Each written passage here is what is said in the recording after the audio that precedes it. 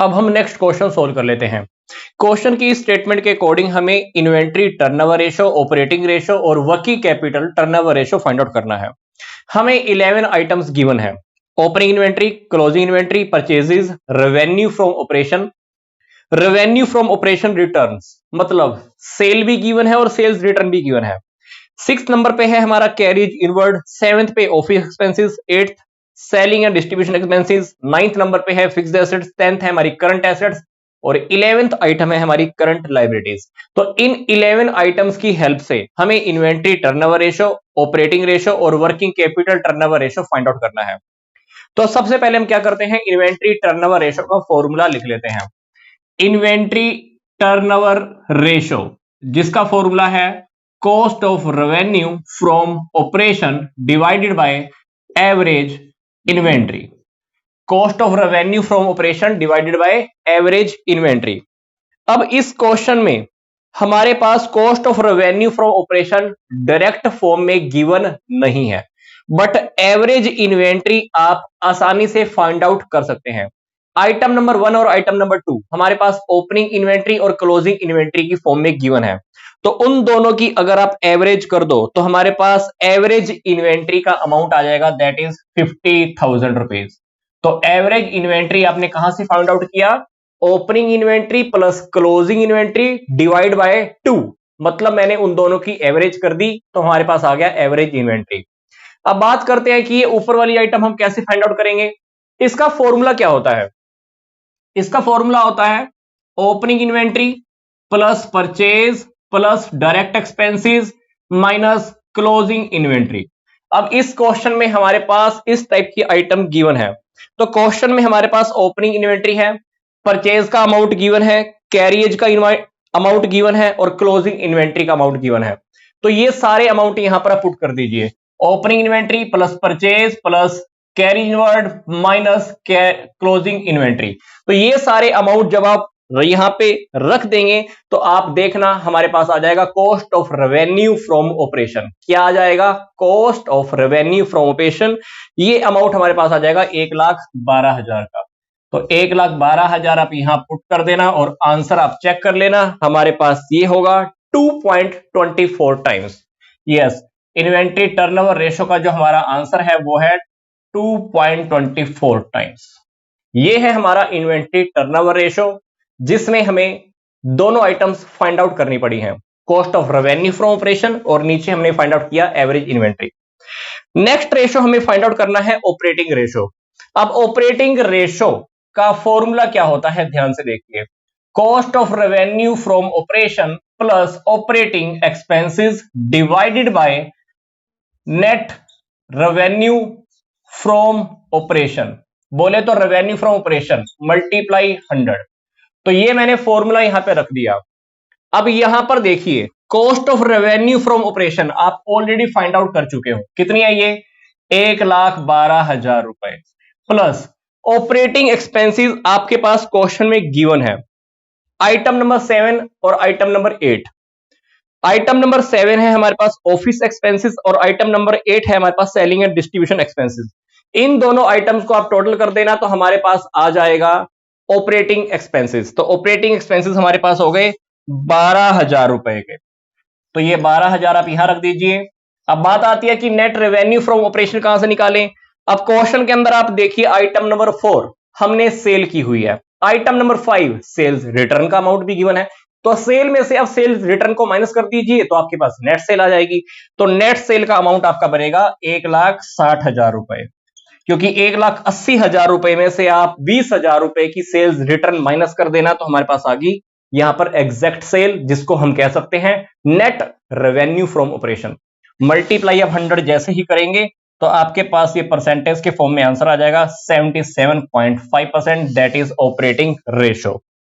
Next ratio जो हमको find out करना है that is working capital turnover ratio.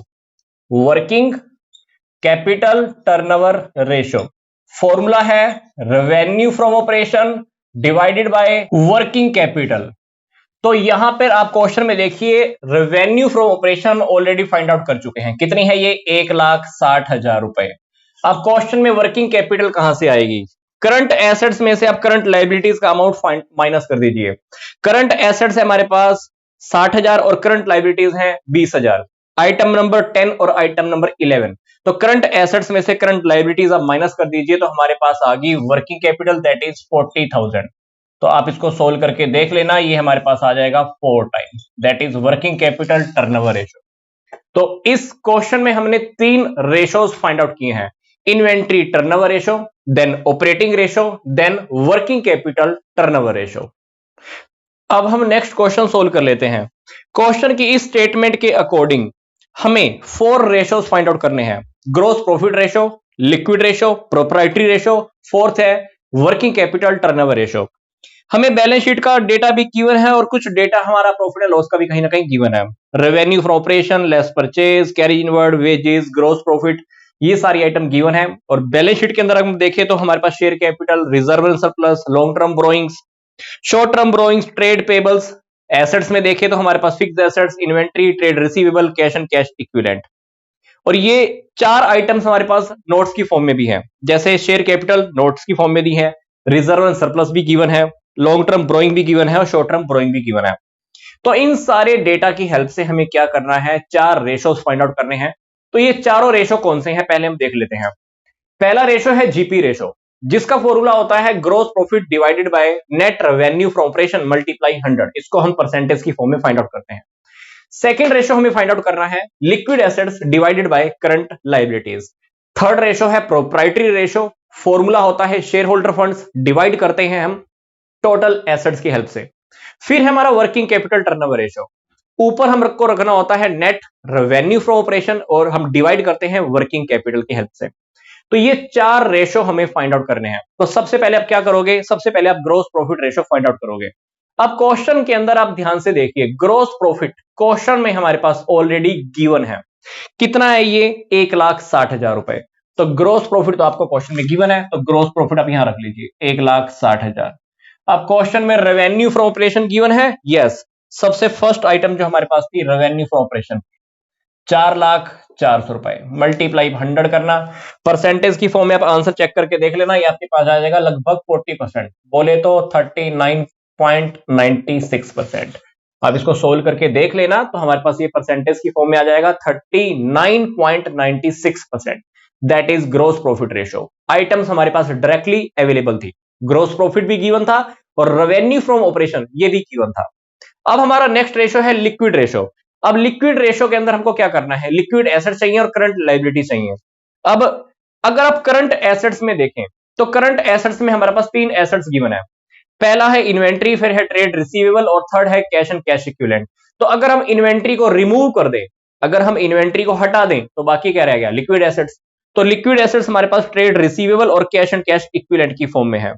तो ये 36,000 प्लस 12,000, ये हो गया हमारा 48,000, ये हो गई हमारी लिक्विड एसेट्स। अब बात करें करंट लायबिलिटीज की, तो करंट लायबिलिटीज हमारे पास गिवन है बैंक ओवरड्राफ्ट और ट्रेड पेबल्स की फॉर्म में।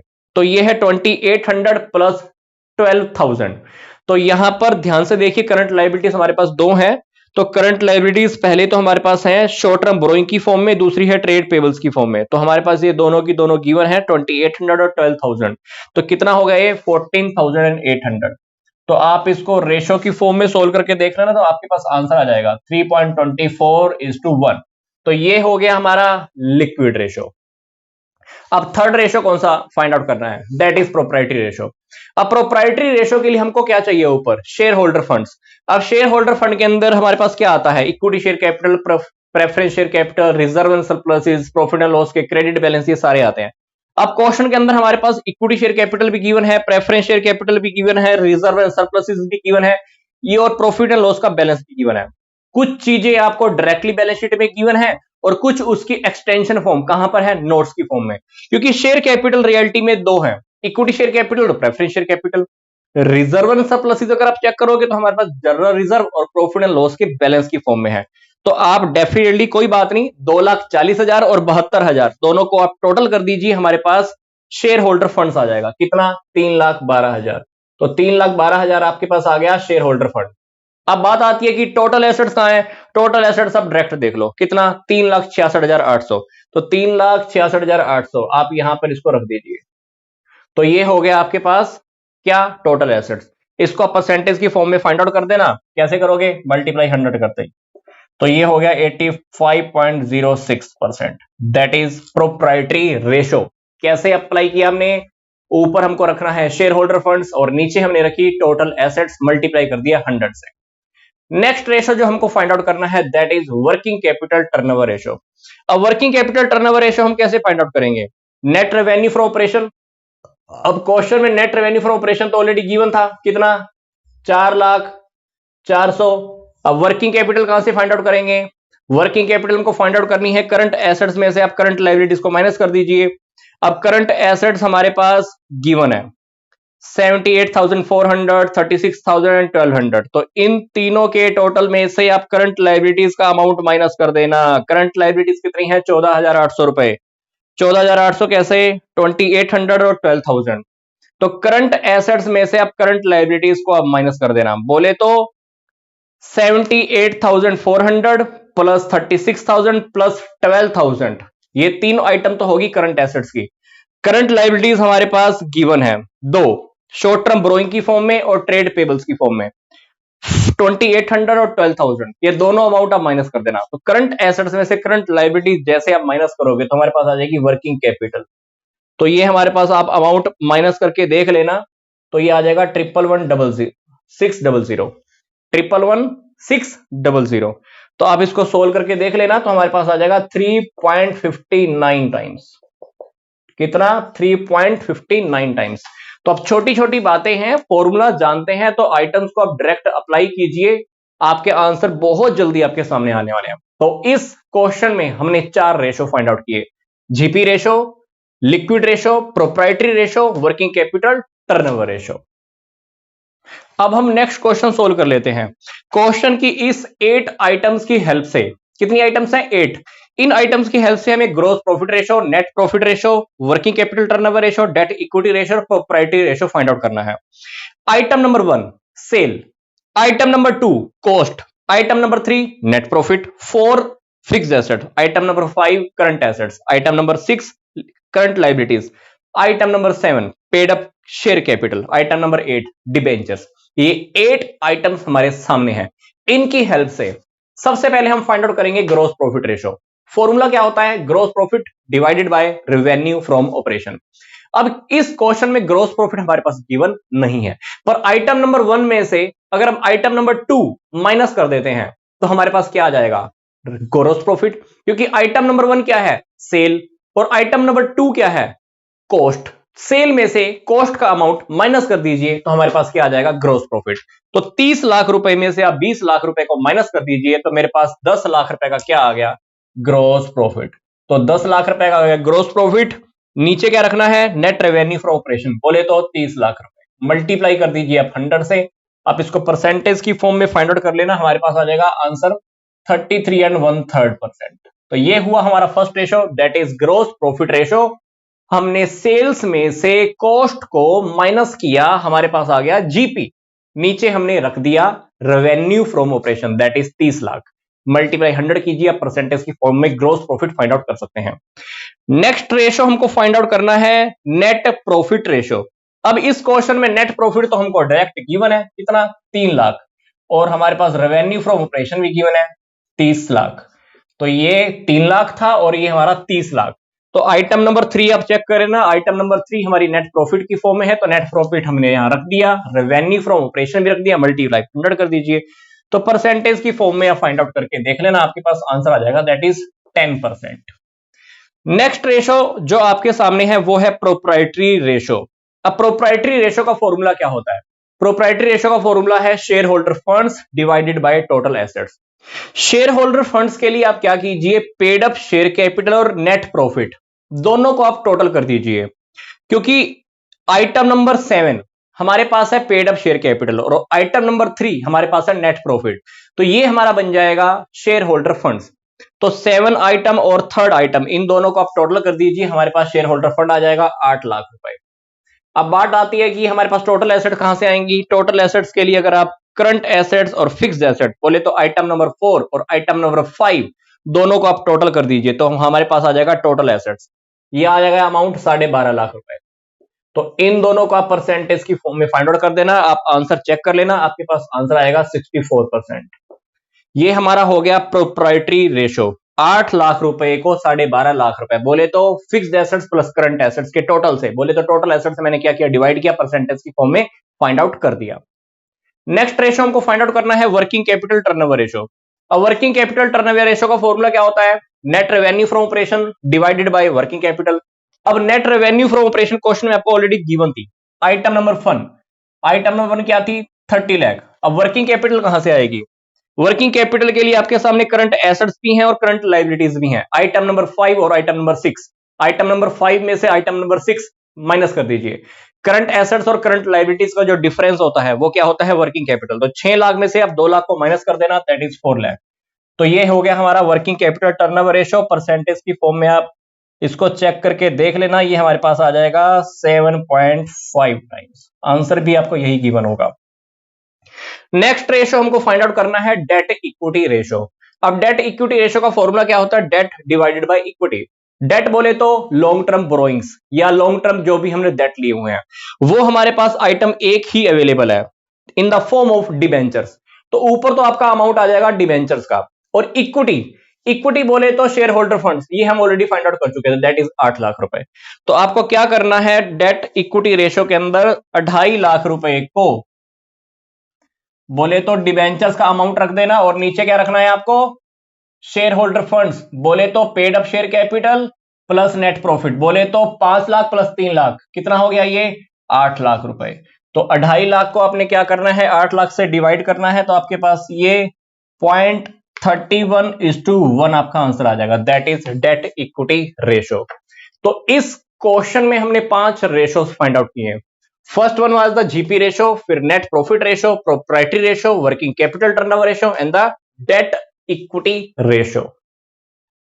अब हम नेक्स्ट क्वेश्चन सोल्व कर लेते हैं। क्वेश्चन की इस स्टेटमेंट के अकॉर्डिंग हमें gross profit ratio, operating ratio, inventory turnover ratio और trade receivables turnover ratio find out करना है। हमारे पास 7 आइटम्स गिवन है, revenue from operation, gross profit, operating expenses, opening inventory, closing inventory, trade receivables and 7th item is net fixed assets. 7 items given है, तो चलते हैं हम फर्स्ट रेशियो की ओर, that is gross profit ratio. Formula क्या है, gross profit divided by revenue from operation multiply 100। अब इस क्वेश्चन के अंदर हमारे पास ग्रॉस प्रॉफिट डायरेक्ट हमको गिवन है, कितना है ये 30,000। तो आप ग्रॉस प्रॉफिट को आप लिख दीजिए कितना, 30,000। और क्वेश्चन के अंदर हमारे पास रेवेन्यू फ्रॉम ऑपरेशन भी गिवन है, कितनी, 1,50,000 रुपए। मल्टीप्लाई आप 100 कर दीजिए, परसेंटेज की फॉर्म में आपके पास आ जाएगा 20%, that is gross profit ratio.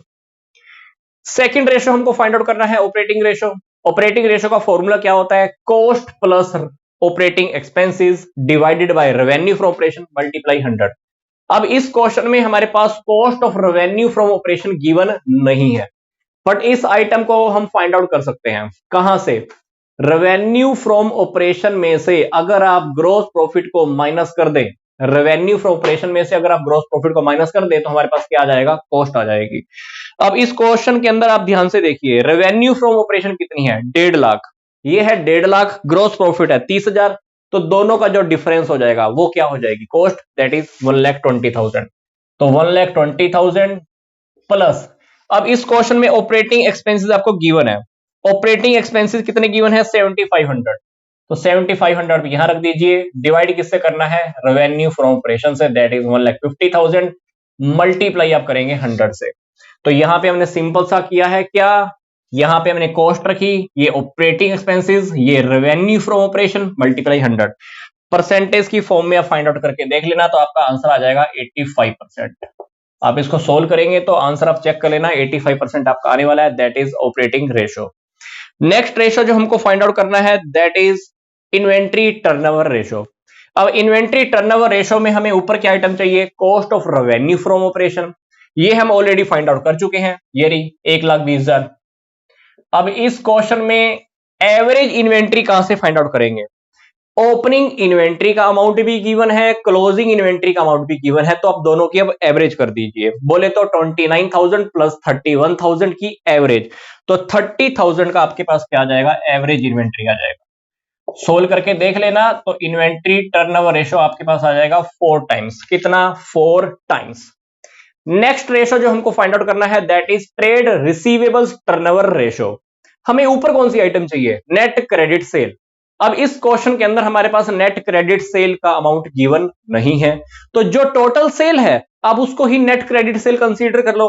तो आप नेट क्रेडिट सेल एग्जैक्ट मान लो। जो हमारे पास जो 1.5 लाख का अमाउंट गिवन है आप इसी को ही नेट क्रेडिट सेल मान लो। और नीचे हमारे पास क्योंकि एवरेज ट्रेड रिसीवेबल चाहिए, तो हमको ओपनिंग वाले ट्रेड रिसीवेबल भी चाहिए थे, क्लोजिंग वाले भी चाहिए थे, उसकी एवरेज करनी होती।